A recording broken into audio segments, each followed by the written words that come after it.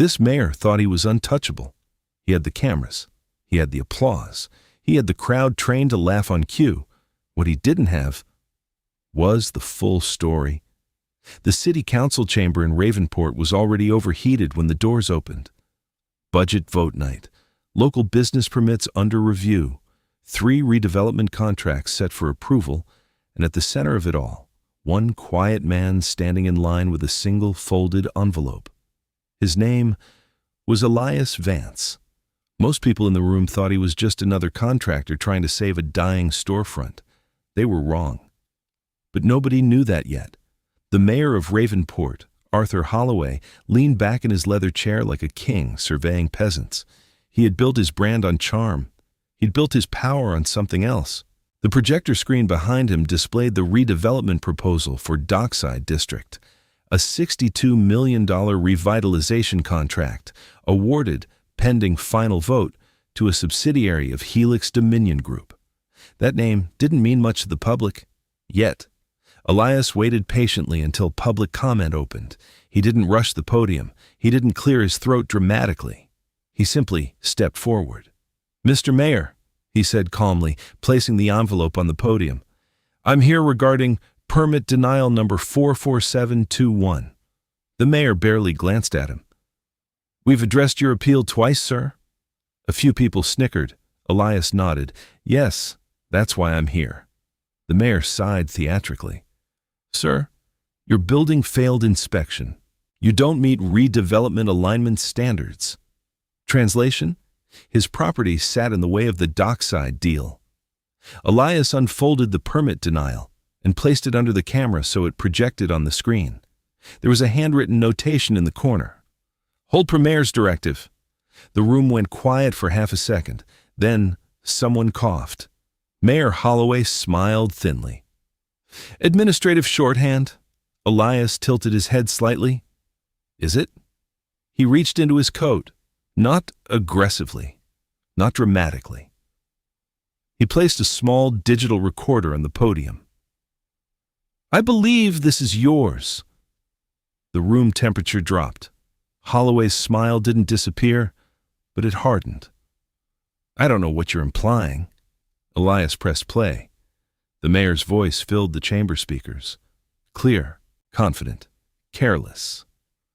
"Just delay Vance's permit. He won't matter once Helix signs." A murmur rippled across the chamber. The mayor leaned forward now. "That recording is illegal."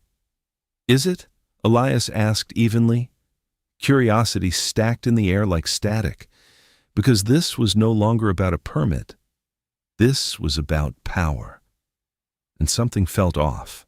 The mayor straightened his tie. "Security." 2 officers moved toward the podium. Elias didn't resist. He didn't raise his voice. He simply asked one question. "Before I step away, would you like me to play the second file?" Silence. Absolute.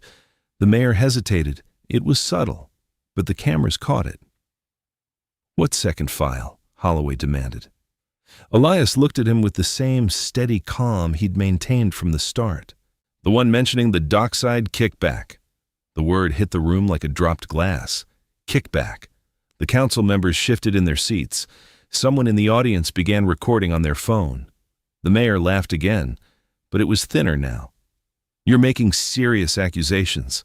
Elias nodded. "Yes." Security paused, uncertain. So because this didn't feel like a random outburst anymore. It felt structured, measured, deliberate. Holloway stood up. "You're disrupting official proceedings." Elias stepped back from the microphone voluntarily. "No," he said softly. "I'm documenting them." And that's when something changed in the room, because the officers approaching him weren't wearing standard city badges. They wore a small silver insignia beneath their lapels, an eagle inside a circle. Few people noticed it, but a few did. The same insignia had appeared 2 months earlier during the Port Allison zoning seizures, and 3 weeks before that in Cedar Vale's procurement audit. Most people dismissed it as coincidence. It wasn't. Elias turned toward the chamber doors. They opened. 3 individuals entered. No uniforms, no announcements. Just credentials flashed briefly toward the clerk's desk. The clerk went pale. Mayor Holloway's voice faltered for the first time. "This is a closed session." One of the newcomers spoke quietly. "Not anymore." Their credentials bore the seal of the Federal Oversight Division, a division few citizens knew existed, a division that didn't respond to complaints. It initiated them. Holloway's confidence thinned into irritation. "This is political theater." Elias picked up the recorder. "No," he said gently. "This is documentation." The lead federal officer stepped forward. "Mayor Holloway, we're executing a preliminary inquiry under Section 12 of Municipal Integrity Compliance." The mayor scoffed. "You can't just—" "We can," the officer interrupted calmly. The projector screen flickered. The dockside contract display disappeared. In its place, a transaction summary. Wire transfers, shell subsidiaries, consulting fees routed through a holding company registered overseas. Helix Dominion Group wasn't just a contractor. It was a network. And Ravenport wasn't the only city on its list. A faint whisper spread across the chamber. Cedar Vale. Port Allison, Brentwood Heights, cities under review, unseen until tonight. Holloway's face drained of color. "This is fabricated." Elias finally looked directly at him. "No," he said. "It's patterned." The word hung heavier than the accusations. Patterned, systemic, deliberate. The federal officer nodded slightly toward Elias, a silent acknowledgement. Because this wasn't random exposure. This was coordinated. The mayor's voice sharpened. "You think one disgruntled permit applicant can bring down an administration?" Elias met his gaze without hostility. "I think you assumed I was one." And there it was, the hidden identity tension tightening like wire. One council member leaned toward another. "Who is he?" The answer didn't come from Elias. It came from the federal officer. "Mr. Vance has been operating as a contracted compliance observer for the past 14 months. Gasps. 14 months! That meant this wasn't about a denied permit. This was infiltration, observation, documentation. Holloway staggered backward into his chair. "You planted him," the officer replied calmly. "We don't plant. We audit." The mayor's earlier laughter now echoed painfully in memory. Because it wasn't just arrogance, it was exposure. And the cameras were still rolling. Reporters who had arrived for a routine budget vote now stood frozen, recording history. Elias closed the envelope. He hadn't raised his voice once, hadn't insulted, hadn't accused emotionally. He'd simply let the mayor speak and documented it. The dockside contract vote was suspended immediately. Helix Dominion Group subsidiary froze its filings within hours. By morning, federal subpoenas had been issued in 3 additional states, but that was later. Right now, the mayor tried one final angle. This is selective enforcement, political targeting. Elias paused at the base of the podium steps. "If it were selective," he said quietly, "you wouldn't be the fourth." Fourth. The chamber erupted in whispers. Fourth, meaning 3 mayors before him, meaning a network, meaning something bigger than one city council. The federal officer turned to Holloway. "You'll have the opportunity to respond formally." The phrasing was careful, professional, unemotional. Holloway looked at Elias with something new now. Not arrogance, not irritation, fear. Because he realized something too late. The quiet man asking about a permit had never been asking for permission. He'd been measuring reaction. And the reaction had revealed everything as officers escorted the mayor out. Not in handcuffs, not yet, but under formal inquiry. The cameras captured the moment. Public collapse doesn't always look dramatic. Sometimes it looks like a man walking slower than he did 5 minutes ago. Outside, reporters surrounded Elias. "Were you undercover the entire time?" He offered the same measured expression. I applied for a permit. Is Helix Dominion under federal investigation? He didn't answer directly. Cities grow stronger when systems are transparent.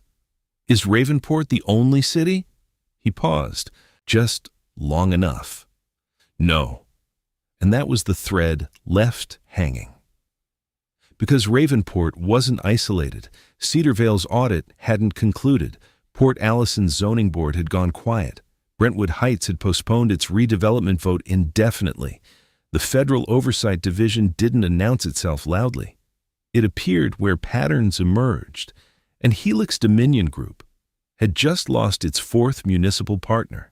That night, commentators debated online. Was this justice or entrapment? Should Elias have identified himself sooner? Was the mayor corrupt or simply playing politics the way cities always had?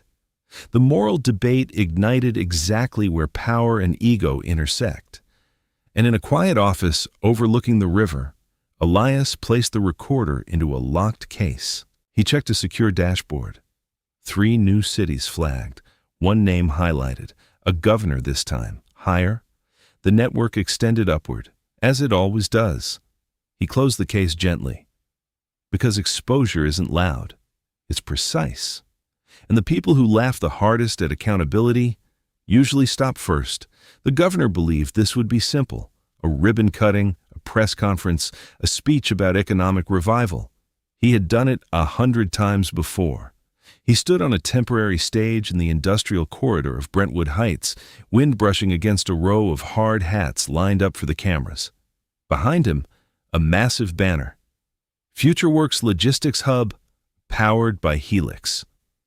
The logo of Helix Dominion Group shimmered in blue and silver. 3 weeks ago, the name carried prestige. Today, it carried tension. The exposure in Ravenport had triggered hearings. Dockside redevelopment was frozen. Mayor Holloway was under formal review by the Federal Oversight Division. And yet, Helix contracts were still moving in other cities.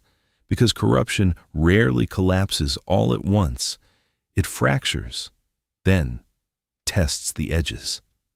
Governor Malcolm Rourke adjusted his tie and stepped to the microphone. We are proud to bring thousands of jobs. A man in a gray field jacket walked calmly past the press barricade. No rush, no raised voice. Security hesitated. He had a badge, not a state credential, a silver insignia beneath it, an eagle inside a circle. Some reporters recognized it immediately. The governor didn't. He continued speaking. And strengthen partnerships that move this state into the future. Governor Rourke. The voice wasn't loud. It didn't need to be. Microphones picked it up instantly. The governor turned, irritation flickering across his face. This is a scheduled event. The man nodded once. Yes, and held up a single sheet of paper. Then you'll want to address this before you continue. The cameras shifted, zoomed, locked in. The governor forced a smile. We'll take questions after the remarks. The man stepped closer to the stage. He didn't climb it. He simply held the paper high enough for the press pit to see. A highlighted wire transfer of $42 million, routed through a consulting intermediary. Destination: a political action committee with indirect ties to the governor's re-election fund. The air changed. The governor's press secretary moved quickly. That's fabricated. The man in gray didn't respond to her. He addressed the governor directly. You authorized expedited clearance for Helix environmental waivers 12 days after this transfer. A murmur rolled through the reporters. The governor's jaw tightened. Security! They approached, again, like Ravenport, like Port Allison, like Cedar Vale, and again. The man didn't resist. He reached into his jacket, placed a small device on the edge of the stage. Not a recorder this time, a tablet. He tapped once. The massive LED screen behind the governor flickered. The FutureWorks logo disappeared. In its place, a timeline, permit approval, campaign donation, shell entity registration, environmental exemption, all color-coded, all time-stamped, all documented. The crowd stopped whispering because this wasn't accusation. It was structure. The governor stepped away from the podium.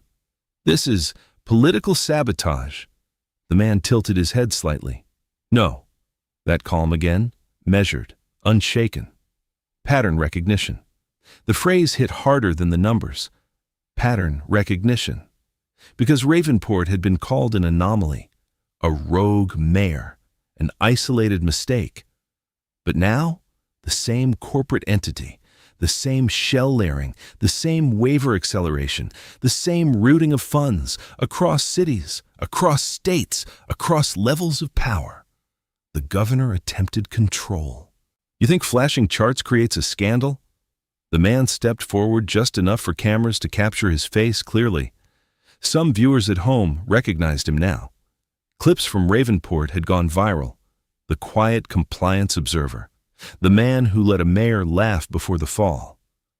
"Governor," he said evenly, "did you personally review Helix's offshore filings?" The governor hesitated. 2 seconds, too long. "That's handled by council." "Yes," the man replied.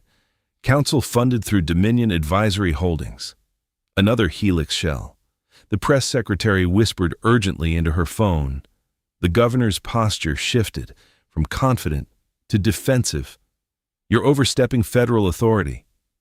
And that was when the second group arrived. Unannounced. Unrushed. Credentials flashed briefly. The seal unmistakable. Federal Oversight Division. This time, there were more of them, because the level was higher. The lead officer spoke calmly. "Governor Rourke, we are initiating a formal compliance inquiry under interstate corruption statutes." Gasps. Not from staff, from donors, from corporate executives seated behind the stage. The governor tried one final pivot. "You're attacking economic growth." The man in gray, Elias Vance, finally stepped onto the stage, slowly, deliberately. "No," he said, "we're auditing leverage." That word settled heavily. Leverage. Because Helix didn't just fund campaigns, it structured dependency. Cities took grants, states fast-tracked exemptions, then regulatory flexibility followed. Then land transfers, then influence. The governor's voice rose slightly. "You embedded yourself in local governments to manufacture this narrative." Elias shook his head once. "No." He held the governor's gaze. "You manufactured it. We documented it." Silence. Even the wind seemed to pause. A reporter shouted, "How many states are under review?" The federal officer answered instead of Elias. "Active audits are ongoing in 5 jurisdictions." 5. The number spread instantly through social feeds. 5 states, 4 mayors, 1 governor, and a corporate entity threaded through them all. Helix Dominion Group's stock began dipping before the press conference even ended. Inside a glass tower in another city, far from Brentwood Heights, executives watched the live feed. One of them muted the sound. "Who authorized this exposure?" Another replied quietly. "They're not exposing us, they're exposing the system." That distinction mattered, because the Federal Oversight Division didn't dismantle companies, it dismantled mechanisms. The governor attempted composure. "You're destroying investor confidence," Elias answered softly. "If confidence requires concealment, it was never stable." Security stood frozen. No one wanted to be the one to physically remove a federal compliance observer on camera. Not after Ravenport. Not after the mayor's slow walk from power. The lead federal officer handed the governor a document. Formal notice, subpoena authority. Document preservation order. The governor read the first paragraph. His hands trembled, barely. But the camera caught it. Public collapse rarely involves shouting. It's the microfracture, the hairline crack, the moment a powerful person realizes the structure protecting them is thinner than they believed. The banner behind him fluttered. "Powered by Helix." The irony settled like dust. A journalist asked Elias directly, Are you targeting Helix Dominion Group? Elias paused, curiosity stacked again. We follow patterns, he said. And Helix? We follow patterns. He didn't confirm. He didn't deny. He let implication do the work. That restraint made it heavier. The governor attempted moral framing. This is about political ideology. Elias shook his head. It's about structural dependency. A phrase most viewers wouldn't fully grasp, but experts would. Because dependency creates compliance. Compliance creates silence. Silence protects power until someone refuses to participate.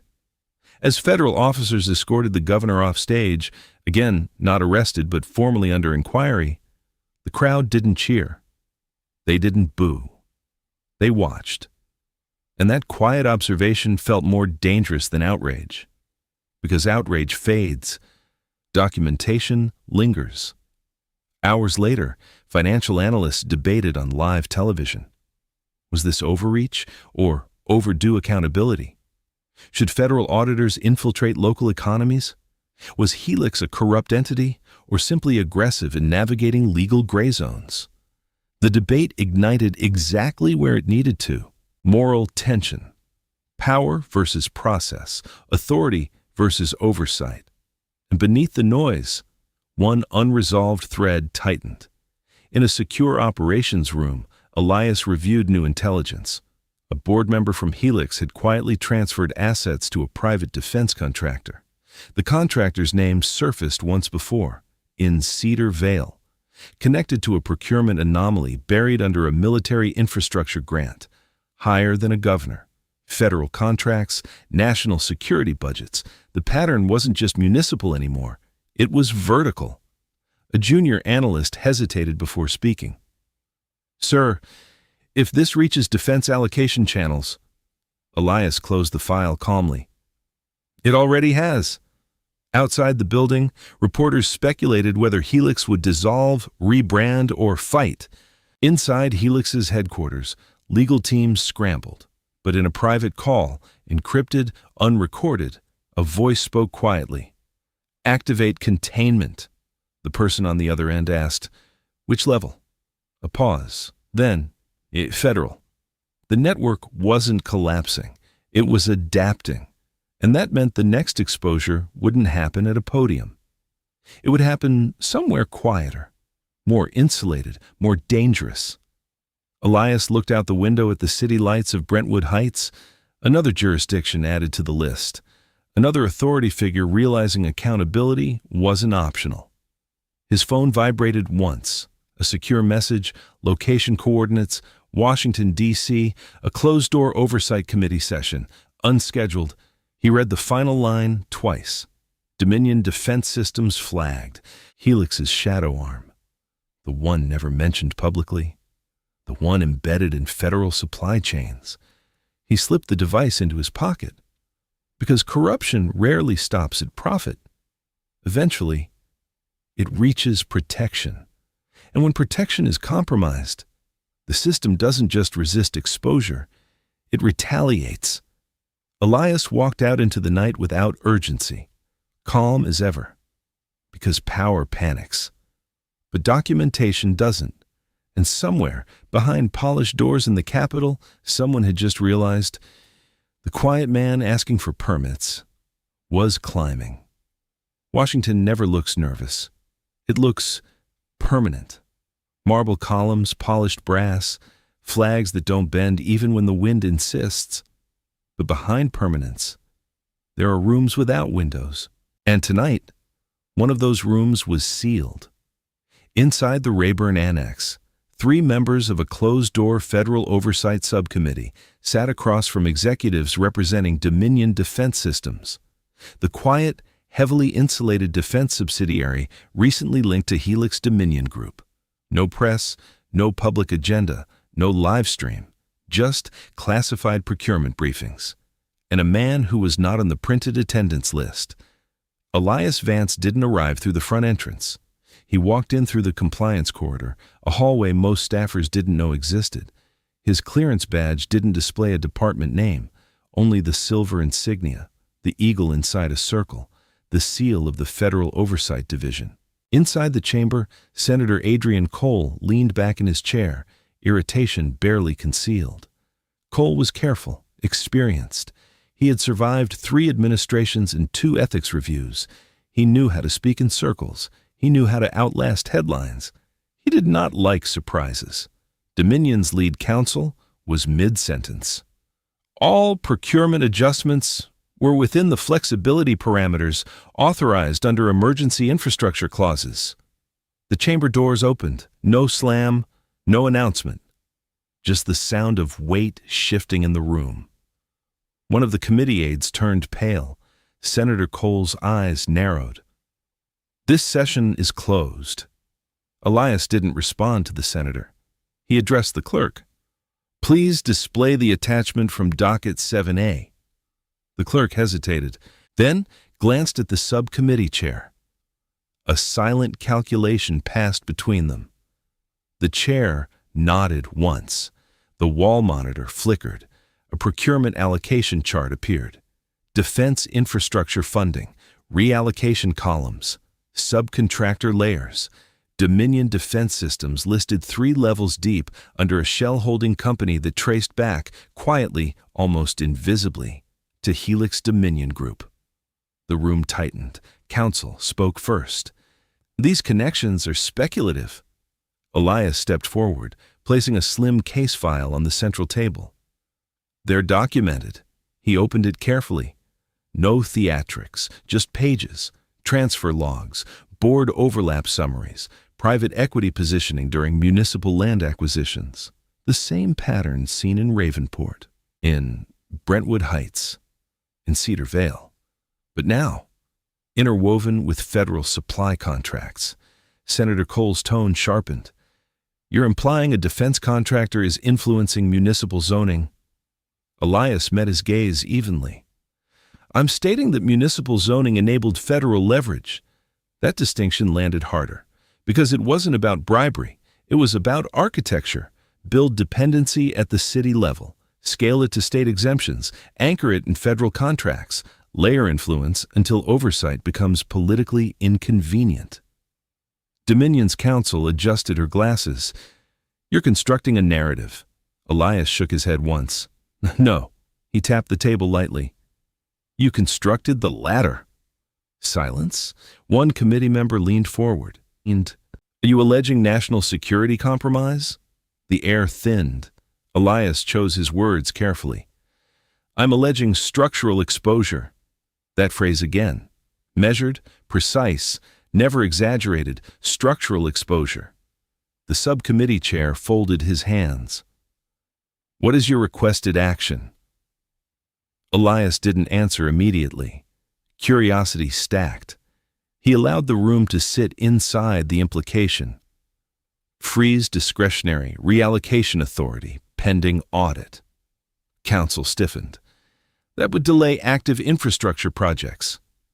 "Yes," Elias replied calmly. "It would." Senator Cole's voice rose slightly. "You're asking us to halt defense upgrades based on correlation." Elias slid a final document across the table. A time-stamped internal Helix memo. Subject line: Municipal pipeline secured. Federal elasticity achievable. The senator read it twice. His jaw tightened. Dominion's counsel spoke quickly.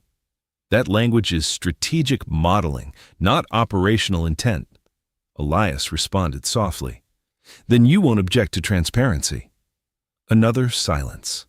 Longer this time, because transparency is only comfortable when there's nothing to reveal. One of the younger committee members finally asked the question no one wanted to voice. "How high does this go?" Elias didn't answer directly. Instead, he looked at Senator Cole. "You approved accelerated elasticity authority last quarter." Cole held his stare. "I did so within legal discretion." "Yes," Elias said. "Legal." The word lingered, because legality and integrity are not synonyms. A staffer rushed into the chamber, whispering into the chair's ear. The chair's face changed, subtle, but real. "What is it?" Cole demanded. The chair exhaled slowly. Helix Dominion Group just announced voluntary suspension of 2 municipal subsidiaries. Dominion Council went still. That wasn't part of their containment plan. Outside the building, financial tickers began sliding. Media outlets, tipped anonymously, were already connecting Dominion defense systems to Helix's municipal exposure. The wall between local corruption and federal procurement had cracked. Not shattered, but cracked, and cracks spread. Senator Cole shifted strategy. "You've destabilized markets." Elias remained composed. "Markets adjust. And if this weakens defense readiness, it strengthens oversight." The moral debate ignited inside the chamber itself now. Security versus transparency, speed versus scrutiny, protection versus accountability. The chair leaned forward. "Mr. Vance, are we looking at criminal intent?" Elias paused. He never rushed conclusions. "We're looking at engineered dependency." Again, that phrase, engineered, deliberate, layered, not chaotic corruption, designed leverage. Council attempted one final pivot. "You embedded observers in municipal governments without public disclosure." Elias didn't flinch. "We embedded documentation. The difference mattered, and they knew it." A secure phone on the senator's desk buzzed. He glanced at it, then at Elias. "You're aware this investigation touches appropriations leadership." There it was, the hint, the warning, higher. Elias held his gaze. Yes, not defensive, not aggressive, just acknowledgement, because the network always extended upward. The chair made a decision. It wasn't dramatic. It didn't involve a gavel slam. It was a sentence. "This committee authorizes provisional audit authority on Dominion defense systems pending full review." Council inhaled sharply. Senator Cole looked as though he'd swallowed something bitter, not defeated, but exposed, and exposure shifts power. As the session adjourned, staffers dispersed in controlled urgency. Phones lit up, encrypted channels buzzed. Inside Dominion's executive suite across town, a quiet directive was issued. Escalate political insulation, but insulation weakens when heat rises from multiple levels. Elias exited the building alone. No press, no podium, no cameras this time. Just the echo of footsteps in a marble corridor. Outside, Washington looked unchanged. Tourists took photos near the Capitol. Traffic hummed. Flags held steady. But inside private offices, conversations had shifted tone. Helix wasn't just a rogue developer. Dominion wasn't just a defense contractor. They were connectors, and connectors reveal networks. His phone vibrated once. Secure line. An analyst's voice came through, tight with urgency. "Sir, we've detected internal communication labeled Phoenix Layer." Elias stopped walking. "Define." "It appears to be a contingency protocol, asset migration, jurisdictional shift, offshore repositioning." Containment, adaptation, retaliation. He looked toward the Capitol dome, lit against the night sky. "How many cities still flagged?" he asked. 7 active reviews, 2 preliminary. "And states?" 5 confirmed, possibly 8. The number was growing, not shrinking, which meant one thing. The exposure hadn't ended corruption. It had illuminated scale. "Any sign of obstruction?" A pause. "Yes." "From where?" Another pause. "Inside." Elias closed his eyes briefly. Corruption at the edges is manageable. Corruption inside oversight, that's systemic threat. "Keep documenting," he said quietly. He ended the call. Somewhere in a private office, a senior official deleted a message thread. Somewhere else, a board member transferred funds into an emergency trust. Somewhere higher still, a decision was being weighed. Contain the division or confront it. And that was the unresolved thread, because exposure changes behavior, but it also triggers survival instinct. As Elias reached the steps leading down toward the avenue, a black sedan idled at the curb. Not unusual. Washington is full of black sedans. The rear window lowered slightly. A voice from inside. Calm, controlled. "You're climbing fast, Mr. Vance." Elias didn't step closer. He didn't step back. "We follow patterns," he said. A faint chuckle from the car. "You're disrupting architecture." Silence. Then, "Be careful which pillars you test." The window rolled up. The sedan pulled away smoothly. No threats spoken. None needed. Because when networks feel pressure, they don't panic loudly. They adapt, quietly. Elias stood still for a moment. Not shaken, not rattled, just calculating. The Federal Oversight Division had moved from city halls to state houses to federal committees, but now the resistance was centralized, organized, and aware. His phone buzzed again. New location flagged, international transfer, Geneva, Helix affiliate, defense-linked account. The network wasn't domestic anymore. It was global. He looked up at the dome one last time. Power looks permanent, until someone documents how it's wired. He adjusted his jacket, walked into the night, and somewhere, behind closed doors, a new strategy was being drafted, not to stop him, but to outlast him. Because accountability is slow, and power believes it can wait. But patterns don't disappear. They accumulate, and eventually, they surface.